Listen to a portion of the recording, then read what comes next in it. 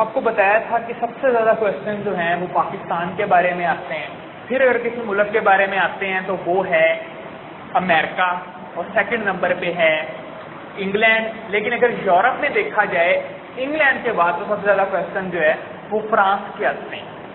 France ایک انتہائی important country جو ہے یہ یورپ کا ہے، اور یہ سیکیورٹی کونسل جو ہے اس کا ممبر بھی ہے۔ اس کی لوکیشن ہے یورپ، اور فرانس کی جو زبان ہے وہ ہے فرینچ، اور فرانس کا جو کیپٹل ہے وہ ہے پیرس۔ اور یہ بڑی امپورٹنٹ چیز ہے کہ Paris is located on which river, تو وہ ہے ریور سین۔ اور اس کی فرانس کی کوسٹ لائن جو ہے وہ کن کنٹریز کے کن سیز کے ساتھ ہے، تو وہ ہے نارتھ سی اور میڈیٹرینین سی، ان دونوں کے ساتھ جو ہے اس کی کوسٹ لائن لگتی ہے۔ امپورٹنٹ ٹاور جو ہے فرانس میں وہ ہے Eiffel tower. Last king of France جو ہے وہ ہے لوئس دا 16۔ اور جو فرینچ ریولوشن ہے نا وہ بہت زیادہ امپورٹنٹ ہے، اس کے بارے میں بتائیں کیا ہے فرینچ ریولوشن؟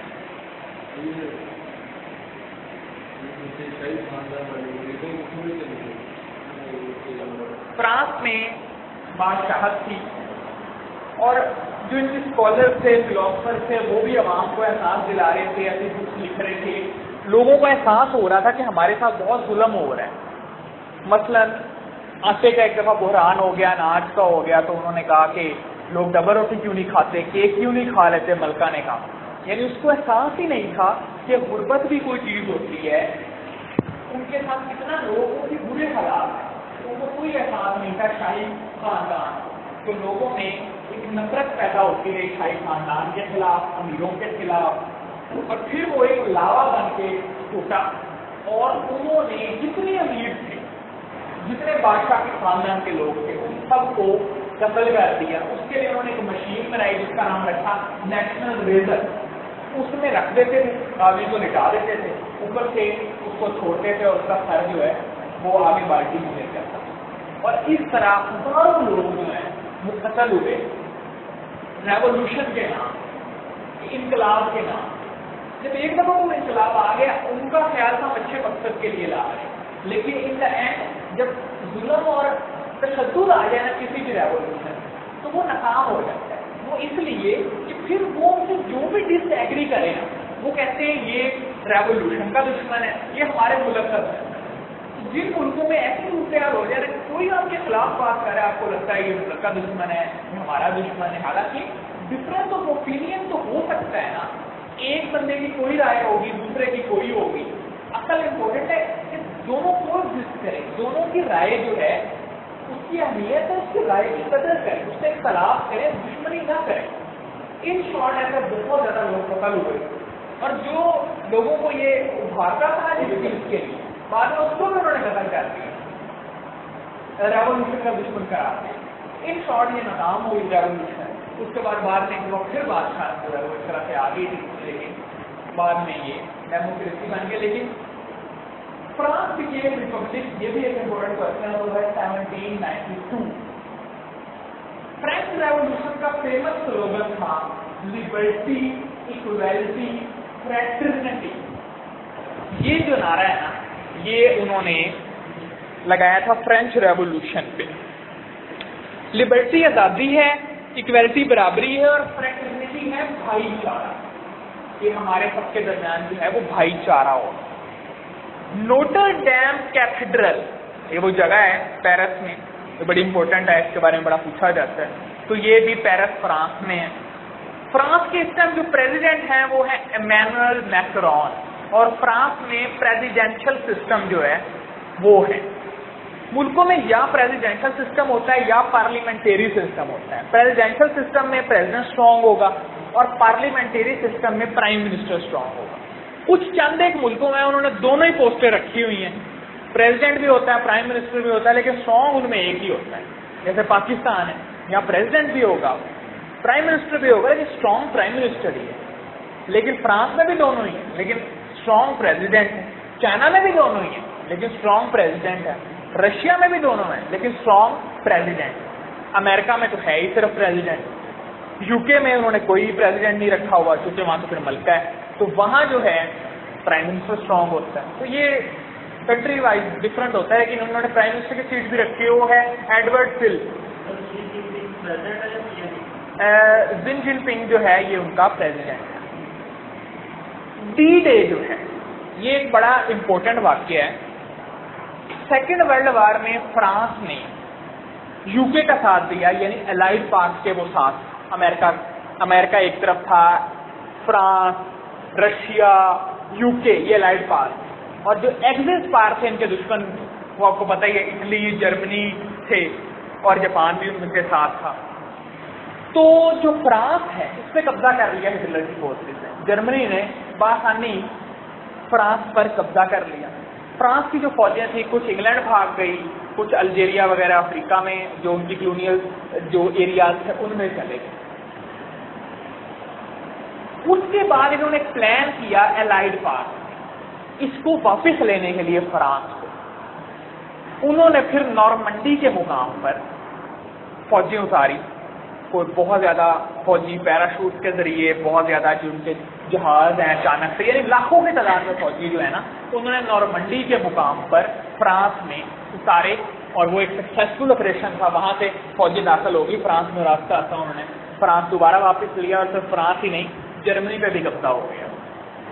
تو اس کو کہتے ہیں ڈی ڈے، جب انہوں نے حملہ کیا تھا، اور وہ تھا 6 جون 1944. ویسے اگر ڈی ڈے کا مطلب دیکھیں تو وہ آتا ہے on which something important is about to happen, something important is due to happen. اگر وہ آئے تو اس کا آپ نے یہ لگانا ہے.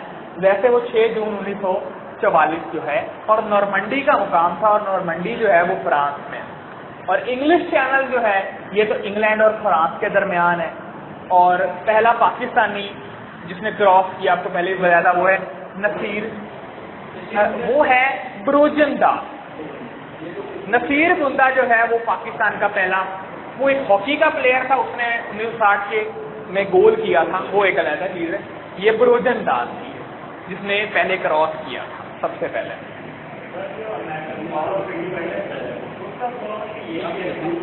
اگر پوچھ لیں فیمس وہ ٹینس کورٹ اور تو وہ کس تھے؟ فیمس ٹینس کورٹ اور اگر یہ پوچھ رہے ہیں تو کیا ہے؟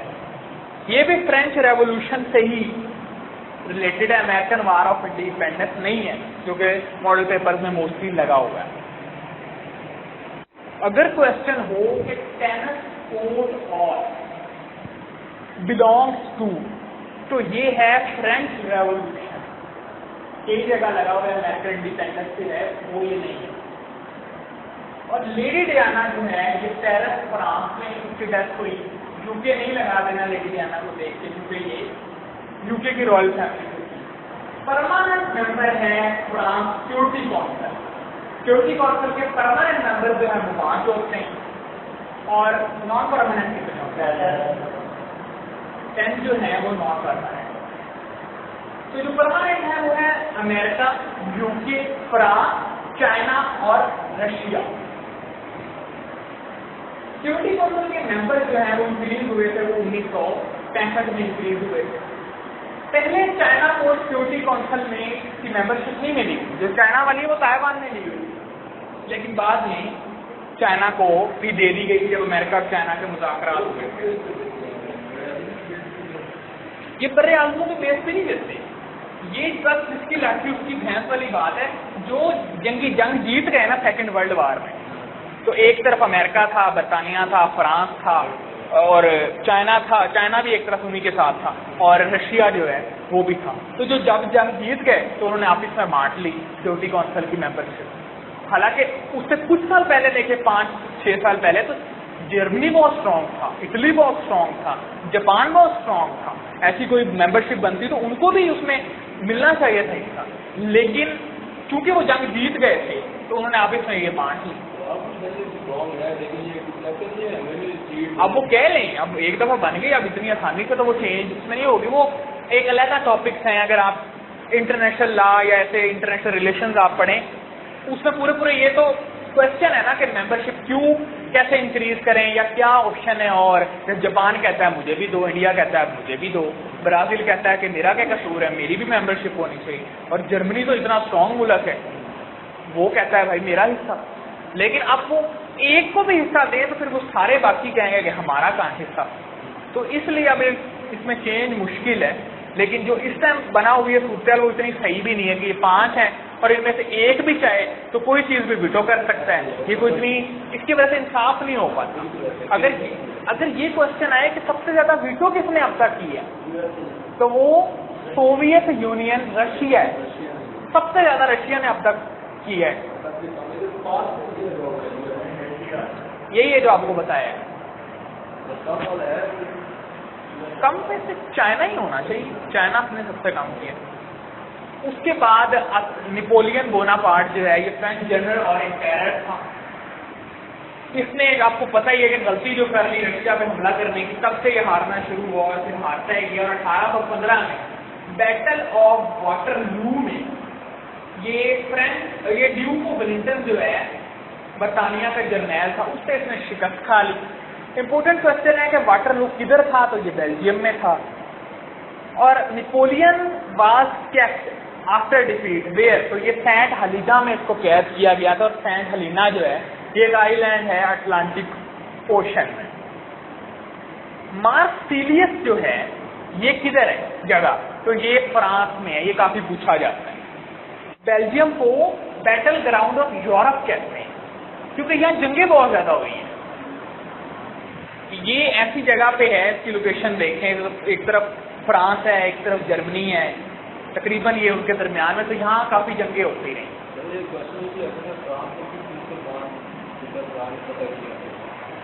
وہ کوشچن ہے کہ اسپین کو کس مسلمان جرنیل نے فتح کیا, تو وہ طارق بن زیاد نے 711 میں فتح کیا. 711 میں کیا. 712 میں محمد بن قاسم نے سندھ کو فتح کیا.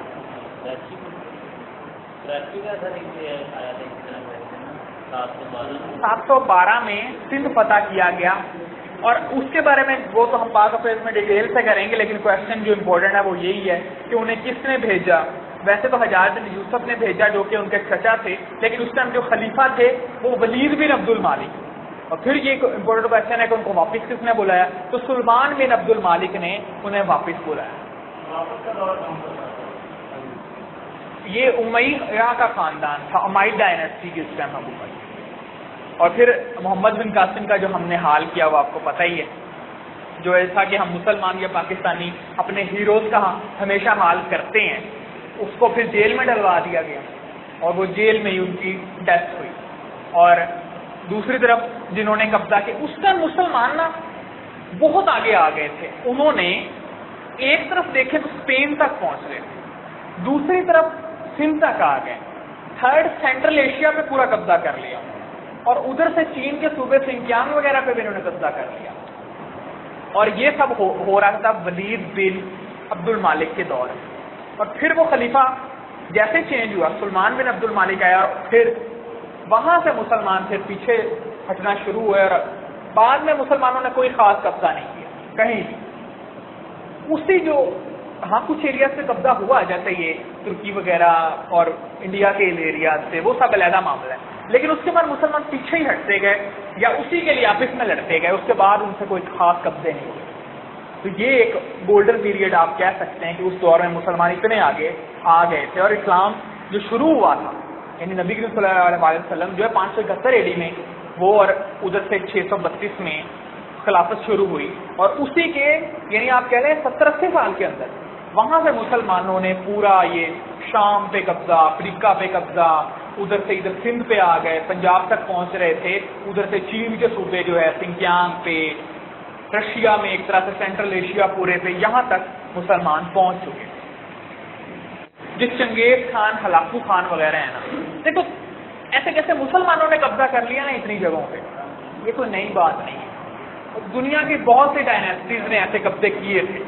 ہلاکو خان جو ہے وہ ادھر سے شروع ہوا. یہ چنگیز خان جو ہے, اس کے بارے میں کوشچن آتا ہے چنگیز خان کا اصلی نام کیا تھا, تو تیموجن اس کا اصلی نام, تیموجن چنگیز خان کا. ان شارٹ وہ ایک چرواہا تھا منگولیا کا، اور اس نے وہاں سے فوجیں وغیرہ اکٹھی کر کے اور پھر اس نے قبضہ کرنا شروع کیا. یہ پورا اس نے انڈیا تک پہ قبضہ کر کے افغانستان، ایران، اور اس نے پوری خلافت مسلمانوں کی ختم کر دی، بغداد کو تباہ کر دی. ادھر سے آگے افریقہ، یورپ، رشیا، سینٹرل ایشیا، ان سب پہ اس نے قبضہ کر دیا. اور اس کی اپنی اسٹریٹجیز تھی، وہ بڑا ظالم تھا اور لوگوں کو بھی بڑے قتل کرتے تھے، وہ ایک علیحدہ کہانی. اور پھر برٹش امپائر، اس کی مثال آپ کیسے بھول سکتے ہیں؟ آدھی دنیا پہ اس نے قبضہ کر لیا، انڈیا، امریکہ، کینیڈا، افریقہ کے بڑے ملک. ادھر مسلمانوں کی اس نے آٹومن امپائر ہی ختم کر دی. یعنی مسلمانوں کا جو پورا ایک آدھے افریقہ پہ، آدھے ایشیا پہ ایک ملک تھا، اس کو ہی ختم کر دی. لیکن مسلمانوں کی بھی جو امپائرز آگے گئی ہیں، ایک تو جب خلافت کے دور تھا اس میں قبضہ کیا، بعد میں امائیڈ ڈائنیسٹی میں ہوا، عباسڈ جو کیلف تھے اس میں بھی ہوا، پھر یہ مسلمانوں کا ایک سنہری دور تھا اس کا آٹومن امپائر کا. آٹومن امپائر میں مسلمان اتنا آگے گئے کہ آدھے یورپ میں قبضہ کر لیا، اور پھر آدھے افریقہ پہ قبضہ، آدھے ایشیا پہ قبضہ، ایک مسلمانوں کا ملک آٹومن امپائر. اور آخری وقت تھا کہ مسلمان جو ہیں وہ آسٹریا تک پہنچ گئے تھے، آسٹریا کو گھیر لیا تھا، اور قریب تھا آسٹریا کو ہرا کے آگے انہوں نے جرمنی، فرانس، تو سب پہ قبضہ ہو جانا. لیکن وہاں سے مسلمان ہارنا شروع ہوئے اور پیچھے کو آتے گئے. اصل اب رشیا کو آپ دیکھیں کتنا وہ اسٹرانگ ملک، آدھی دنیا پہ تھا، اس کے پاس نیوکلیر ویپنز تھے اور اس کی اسٹرینتھ کا کوئی مقابلہ نہیں، لیکن اس کی اکانومی کمزور ہو گئی اور اس کے پاس سسٹم نہیں تھا ایسا بہترین سسٹم جیسے امریکہ وغیرہ میں، یعنی ڈیموکریسی، ایک صحیح معنوں میں ڈیموکریسی کہ سب کو ریپرزینٹیشن مل رہی ہو. اس کے بعد کیا ہے کہ ایک تو ریپرزینٹیشن مل رہی ہو، پھر اکانومی اچھی ہو، یہ نہیں تھا وہاں. تو وہ ٹوٹ گیا اور اس کے ٹکڑے ٹکڑے ہو گئے رشیا. اب چائنا کیوں اتنا اسٹرانگ ہے حالانکہ ادھر بھی ایک ٹرو ڈیموکریسی نہیں ہے؟ اس لیے کہ اس کی اکانومی اچھی ہے، لوگ تو خوشحال ہیں نا، لوگوں کو کوئی فرق نہیں پڑتا ہے ایک ملک کی آئیڈیالوجی کیا ہے، ملک کا نظریہ کیا ہے، وہ کس نظریے پہ بنا ہے یا کیا ہے. وہ جب بن گیا وہ بن گیا، لیکن اس کے بعد اگر لوگوں کو کھانے کا کچھ نہیں مل رہا، وہ ان کی اکانومی بہت بری ہے، لوگوں کو روزگار نہیں مل رہا، تو وہ ملک کے خود ہی خلاف ہو جائیں گے. ہر ریولوشن جو ہے نا وہ اصل میں اکانومی سے پھوٹتا ہے، اصل ریزن اکانومی ہوتی ہے. اور بعد میں کئی اور وجوہات بنا دی جاتی ہیں کہ جی یہ وجہ، جیسے بنگلہ دیش ہم سے علیحدہ ہوا کیوں؟ کیونکہ وہاں کے لوگ جو ہیں وہ غریب رہ گئے تھے، وہ سمجھ رہے تھے ہمیں روزگار میں اتنا صحیح حصہ نہیں مل رہا، ہمیں برابری کی سطح پہ انصاف نہیں دیا جا رہا، اور ہمیں پولیٹیکل جو اس میں بھی حصہ نہیں دیا جا رہا جو ملک کی ہے پولیٹیکل سسٹم. لیکن یہ سب سے بڑی وجہ تھی کہ وہ لوگ غریب رہ رہے تھے، وہ سمجھتے اگر ہم پاکستان سے علیحدہ ہو گئے تو ہم خوشحال ہو گئے، بنگلہ دیش بن گیا. اصل ریزن جو ہے وہ پیسہ کہہ لیں یا ایک روزگار، اور وہ جو ایک اکانومی اصل ریزن. اسی طرح ہم انڈیا سے علیحدہ ہو، ہم اس کے لیے کہتے ہیں کہ دو قومی نظریہ تھا، یہ وجوہات تھی، ہم ایک دوسرے ڈفرینٹ تھے، وہ ریزن ہوں گے سب، لیکن اصل وجہ تھی کہ سارے کاروباروں پہ ہندو قابض تھے، جاب ساری اچھی ہندو پہ تھے، اور سارا یعنی اکانومی پہ ان کا قبضہ تھا. اور ہم سمجھتے تھے اگر پاکستان بن گیا تو ہم خوشحال ہو جائیں، اور ہمارا کوئی یہ غلط بھی نہیں تھا پرسپشن. اگر ہم انڈیا میں ہوتے تو شاید ہمیں کوئی اب جاب نہ اچھی مل رہی ہوتی، نہ ہم اکانومی میں ہوتے. جیسے انڈیا میں اب تقریباً 25 کروڑ کے قریب مسلمان ہیں، لیکن جاب میں وہ شاید 5% بھی نہیں. ہم انڈیا کے ساتھ ہوتے شاید یہی صورتحال ہو سکتا ہے نہ ہوتی، لیکن وہ ایک ڈفرینٹ میٹر ہے. لیکن میں آپ کو یہ کہنا چاہ رہا ہوں کہ جو بھی ریولوشن آتی ہے یا ملک بنتے ہیں اصل ریزن اکانومی ہوتی ہے. سیکنڈ پھر کوئی اور وجوہات جو ہیں وہ اکانومی آہستہ آہستہ اس کی. اب بلوچستان میں کیوں کئی لوگ خلاف بات کرتے ہیں؟ کیونکہ وہ غریب ہیں، وہاں خوشحالی نہیں ہو رہی. خوشحالی ہو جائے وہ کوئی خلاف بات نہیں کریں گے. ہاں لیکن ایکسیپشنز آر دیئر، کئی جگہ ہیں وہاں ایکسیپشن، کوئی بھی رول ہو نا اس کی ایکسیپشنز بھی ہوتی ہیں. ہو سکتا ہے انڈیا جتنا مرضی کشمیریوں کو پیسے بھی دے دے، ترقی بھی کروا دے، وہ انڈیا کے ساتھ نہ ملنا چاہیے. ایکسیپشنز آر دیئر، لیکن کئی رولز ہیں جو وہ بہت زیادہ فالو ہوتے ہیں، کچھ ایکسیپشنز بھی ہیں. یہ کوشچن بڑا امپورٹنٹ ہے. موسٹ انٹرنیٹ یوزنگ کنٹری تو وہ چائنا ہے، امریکہ بالکل نہیں ہے. میں آپ کو ریزن بتا دیتا ہوں. امریکہ کی آبادی ہے 30-32 کروڑ کے قریب، اب چائنا کی آبادی ہے 1 ارب تقریباً 20-30 کروڑ کے قریب. اور چائنا میں انٹرنیٹ لوگ کرتے ہیں استعمال، بہت زیادہ کرتے ہیں. ٹھیک ہے، تو چائنا نہیں کرتے، اور انڈیا کی تو حالت آپ کو پتہ ہی ہے جو ہے، ہر بندے کو تو اویلیبلٹی وہاں نہیں ہے نا انٹرنیٹ، یہ صرف چائنا ہی ہے. لیکن دنیا میں سب سے زیادہ بجلی جو ہے وہ امریکہ استعمال کرتا ہے، دنیا میں سب سے زیادہ پٹرول امریکہ استعمال کرتا ہے، تو کیونکہ اس کی اکانومی بہت اچھی ہے، تو اس وجہ سے فرینچ لیو، اگر وہ کہیں فرینچ لیو کیا ہے تو وہ ہے بغیر بتائے چھٹی کرنا۔ امریکہ پرچیز لوزانیہ جو ہے امریکہ نے یہ فرانس سے خریدا تھا، لیکن اگر وہ کہیں کہ امریکہ پرچیز الاسکا تو وہ اس نے رشیا سے خریدا تھا۔ چارلس ڈی گالے یہ فرینچ جنرل اور پریزیڈنٹ تھا جس نے سیکنڈ ورلڈ وار میں بڑا کردار ادا کیا تھا اور یہ فرانس کی فورسز کو بچایا تھا، فرانس کی فوجوں کو۔ یہ فرینچ جنرل اور پریزیڈنٹ تھا، اور 2024 کی اولمپکس جو ہیں وہ بھی پیرس یعنی فرانس میں ہوں گی، 2022 کی جو کہ ونٹر اولمپکس ہیں وہ چائنا میں ہوں گی، 2020 کی جو کہ سمر اولمپکس ہے وہ ٹوکیو جاپان میں، اور اس دفعہ جو لاسٹ فٹ بال ورلڈ کپ ہوا ہے وہ بھی فرانس جیتا ہے، اور 2018 میں وہ ہوا ہے بائی ڈیفیٹنگ کروشیا۔ اور یہ ہو سکتا ہے کوشچن کہ رنر اپ ٹیم کون تھی 2018 کے فٹ بال ورلڈ کپ میں، تو وہ تھی کروشیا۔ اور سب سے زیادہ فٹ بال کا جو ورلڈ کپ جیتا ہے وہ اب تک برازیل جیتا ہے اور 5 دفعہ جیتا ہے۔